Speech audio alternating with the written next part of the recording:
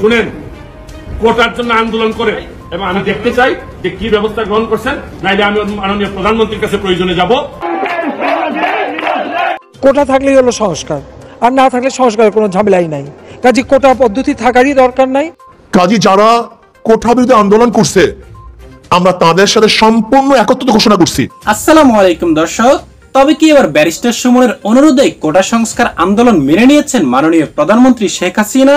হ্যাঁ দর্শক, কোটা সংস্কারের দাবিতে গত কয়েকদিন ধরে রাজপথে আন্দোলন করছেন ছাত্রছাত্রীরা, যেখানে সরকার পক্ষ কোটা সংস্কার আন্দোলনের বিপক্ষে থাকলেও বিরোধীরা রয়েছেন পক্ষে। তবে এবার সব ছাপিয়ে এই কোটা আন্দোলনের পক্ষে কথা বলেছেন সুপ্রিম কোর্টের আইনজীবী ও সামাজিক যোগাযোগ মাধ্যমের আলোচিত মুখ ব্যারিস্টার সুমন। সাথে কোটা আন্দোলন মেনে নেওয়ার পক্ষে সংসদে কথা বলেছেন প্রধানমন্ত্রী শেখ হাসিনা। তাহলে চলুন দর্শক ভিডিওতে দেখে নেই তারা কি বলছেন।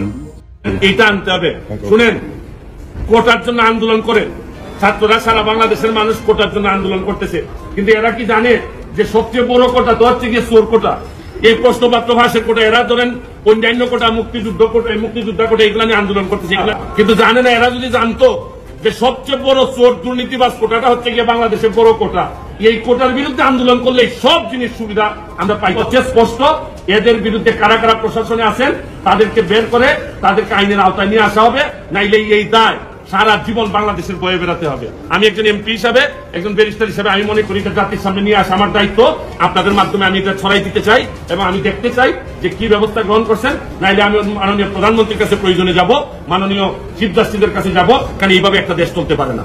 কোটা থাকলেই হলো সংস্কার, আর না থাকলে সংস্কারের কোনো ঝামেলাই নাই। কাজে কোটা পদ্ধতি থাকারই দরকার নাই। কোটা চাই না, কোটা সংস্কার করে আন্দোলন। এই আন্দোলনটা কি?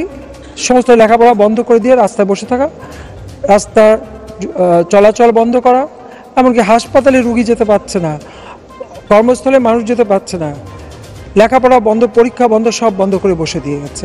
এই যে ঘটনাটা, এবং এটা মনে হলো যেন সমস্ত জায়গায় ছড়িয়ে পড়লো। আর সব থেকে ন্যাক্কারজনক ঘটনা হলো ভিসির বাড়িতে আক্রমণ।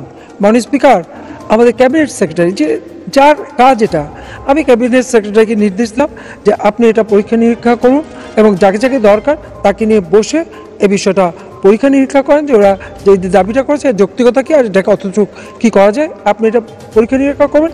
আর মন্ত্রী গেল, তাদের সাথে বসলো, একটা সমঝোতা হলো যে এটা তো পরীক্ষা নিরীক্ষা হচ্ছে এবং দেখা হচ্ছে যে কীভাবে হবে। কারণ এখানে ক্যাবিনেট সেক্রেটারি, জনপ্রশাসনের সচিব থেকে শুরু করে আর সংশ্লিষ্ট যারা, তারাই বসবেন। এবং ক্যাবিনেট সেক্রেটারি নিজে যখন আমাদের ক্যাবিনেটের বিষয়টা প্রেসে তিনি বলেন, তখন এই কথাটা বলেও দিলেন যে এই নির্দেশটা আমরা দিয়েছি, যেটা পরীক্ষা নিরীক্ষা করে দেখার জন্য। অনেকে মেনে নিল, অনেকে মানল না। সেই সারা রাত প্রায় বেশ অনেক ছাত্রছাত্রী তারা ডিএসসি পর্যন্ত সেখানে থেকে গেল। কেন?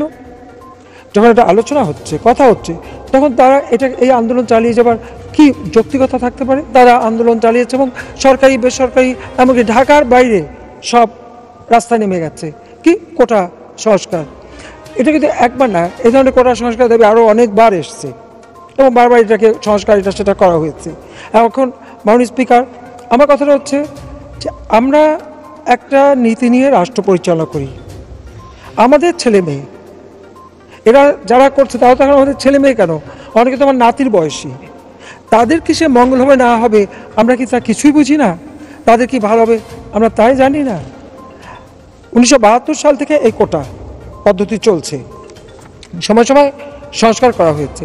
কোটা যাই থাক, আমরা কিন্তু সবসময় মাননীয় স্পিকার যখনই কোটা পূরণ হচ্ছে না হয়, সেখানে কিন্তু আমরা ওই যে তালিকা থাকে, তালিকার থেকে আমরা তাদেরকে চাকরি দিয়ে দিই। আমি আপনাকে একটু জানাতে চাই, এই সংসদ সদস্যদের জানানো উচিত, যেমন 33তম বিসিএস পরীক্ষায় এই 33তমতে মেধাভিত্তিতে নিয়োগের সুপারিশ এসেছিল 77.40 মেধাভিত্তিক নিয়োগ পেয়েছে 77.40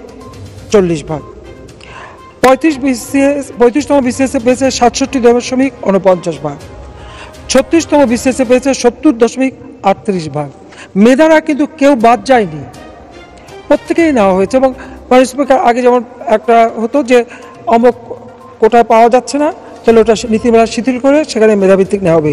এই পিসমিল যখন আসতো, আমি নিজে হাতে লিখে দিলাম যেভাবে না করে এটাই নীতিমালা হবে যে যেখানে মেধায় মানে কোটায় পাওয়া যাবে না সেখানে ওই তালিকা থেকে দিয়ে দেওয়া হবে। এবং সেটা কিন্তু বেশ অনেক দিন ধরে এটা কিন্তু মানছে, এটা কিন্তু চলছে। আমি জানি না এই ছাত্ররা এই খবরটা রাখে কিনা বা যতজন পরীক্ষা দিয়েছে, আমার কথা বিসিএস পরীক্ষা যারা দেয় তারা সকলেই মেধাবী, কেউ মেধার বাইরে না। এমনকি ওই কোটায়ও যারা, তারা কিন্তু একসাথেই সব পরীক্ষা দেয়, রিটেনে সকলকেই পাস করতে হয়, সেই পাস করার থেকেই কিন্তু তাদের চাকরিটা দেওয়া হয়। এখন সেখানে কোথায় কি সংস্কার, কি আপত্তি, যেটা কোনো স্পষ্ট না। তাদের যে দাবিনামা, ওই দাবিনামায় কিন্তু আবার এটাও বলা আছে একটা দাবিতে যে যেখানে কোটায় পাওয়া যাবে না সেখানে মেধা তালিকা থেকে দেওয়া হবে। তো ওটা তো বহু আগে থেকে আমরা কার্যকর করেই ফেলেছি, তারা কি এটাও জানে না? তারপরেও আন্দোলন। তো ঠিক আছে, খুব ভালো কথা।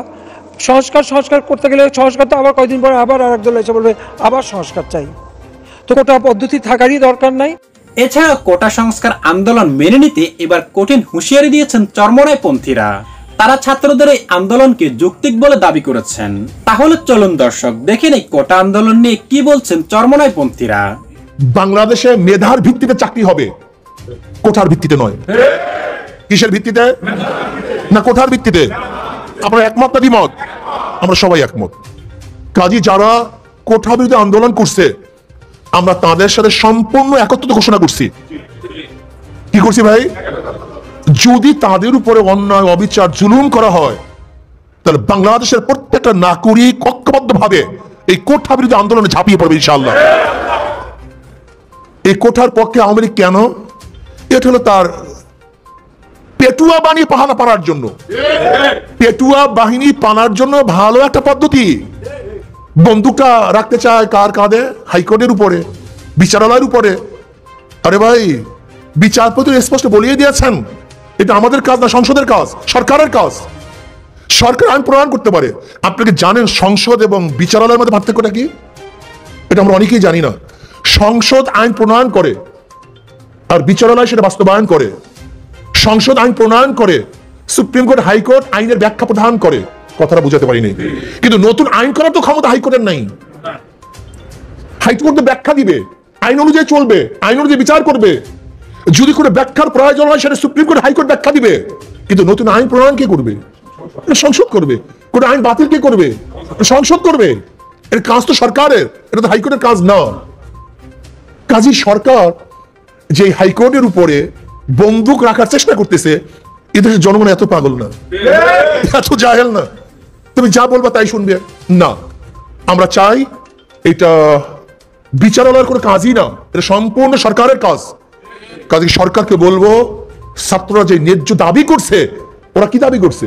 মেধার ভিত্তিতে, পরীক্ষার ভিত্তিতে চাকরি হবে। এটা আমিও চাই, আপনিও চান। কি কথা ঠিক না? কিন্তু যারা পিছনের রাস্তা দিয়ে ঢুকতে চায়, পিছনের ডোর ব্যবহার করতে চায়, তারা কিন্তু এটা চাবে না, তারা এটা চাইবে না। কাজে আমরা কোঠা বিরোধী আন্দোলনের পক্ষে। এই কোঠা ঠোঁটা চাই না। মেধার ভিত্তিতে চাকরি হবে, এদেশ উন্নয়ন হবে, চোর ডাকাত তৈয়ার হবে না। আসুন যুব আন্দোলনকে কাজ করতে হবে, যুব আন্দোলনকে ঐক্যবদ্ধভাবে কাজ করতে হবে। যদি যুব আন্দোলন ঐক্যবদ্ধভাবে কাজ না করে, তাহলে এই আন্দোলন সাকসেস হওয়া সম্ভব না। কাজী আমি যুবকদেরকে বলবো, ছাত্রদেরকে বলবো, সবাইকে বলবো, আসুন দেশপ্রেমিক যুবক সমাজকে ঐক্যবদ্ধ হতে হবে, সচেতন হতে হবে, এই ভূখণ্ডকে রক্ষা করতে হবে, এই ভূখণ্ডের দালালদেরকে আর একবার যুদ্ধের মাধ্যমে এদেশকে উৎখাত করতে হবে ইনশাআল্লাহ। তাহলে আল্লাহ আমাকে এবং আমাদের সবাইকে সচেতন হয়ে দেশ রক্ষা আন্দোলনে, দেশকে উন্নয়নের আন্দোলনে শরীক হওয়ার, কাজ করার, যুদ্ধ করার, জিহাদ করার তৌফিক আল্লাহ আমাদের সবাইকে দান করেন। আর চুরির ব্যাপারে কি বলবো? তা তো দেখেছেন, বেনজির, মতিউর, আসাদ, এগুলি কিছু না। মতিউরকে মতিউর বানাইছে কে?